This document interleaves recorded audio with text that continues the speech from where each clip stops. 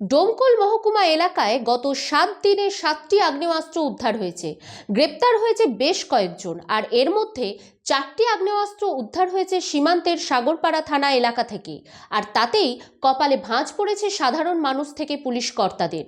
তাহলে কি সীমান্ত দিয়ে আগ্নেয়াস্ত্র পাচার হচ্ছে বাংলাদেশে, নাকি নতুন করে পাচারের সাম্রাজ্য বিস্তারের চেষ্টা চলছে ওই এলাকায়?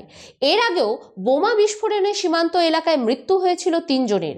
মঙ্গলবার দুষ্কৃতীদের দুপক্ষের গন্ডগোলে প্রকাশ্যে আগ্নেয়াস্ত্র নিয়ে দাপাদাপি করতে দেখা গিয়েছে লালকূপ এলাকায়, দাবি স্থানীয়দের।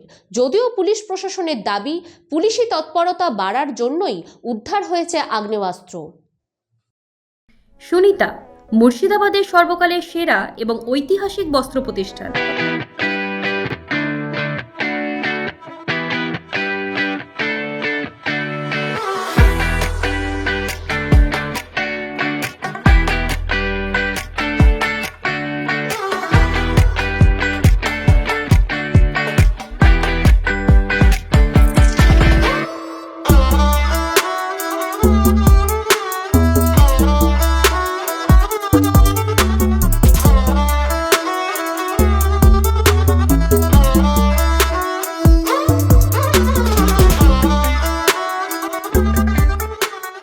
বিয়ের কেনাকাটা থেকে শীতের পোশাক, নামি ব্র্যান্ড, সেরা দাম, একটাই নাম সুনিতা।